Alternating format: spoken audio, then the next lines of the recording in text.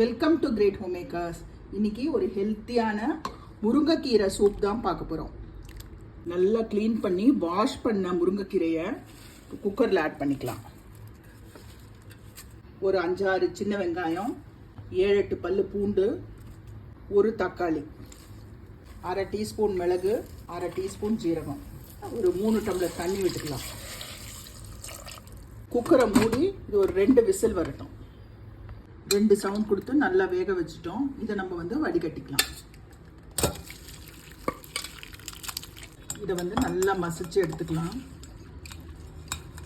Balance இருக்கிறத நம்ம ஒரு மிக்சியில் போட்டு நல்லா அரைச்சிக்கலாம். பாருங்க, மிக்சியில் நம்ம அரைச்சாச்சு. நம்ம வடிகட்டின வாட்டர் விட்டு கொஞ்சம்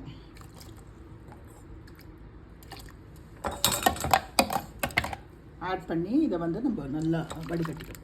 முருங்கைக்கீரையோட எல்லா சத்தையும் நம்ம எடுத்துடலாம். சூப்பை வடிகட்டிட்டோம். இதை ஒரு பாத்திரத்தில் ஆட் பண்ணிக்கலாம். ஒரு கொதி விட்டுக்கலாம். இதோட நம்ம இன்னும் உப்பு சேர்க்கல. தேவையான அளவு சால்ட்.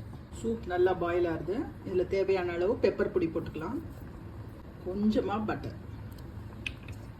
அருமையான ஹெல்த்தியான முருங்கைக்கீரை சூப் ரெடி.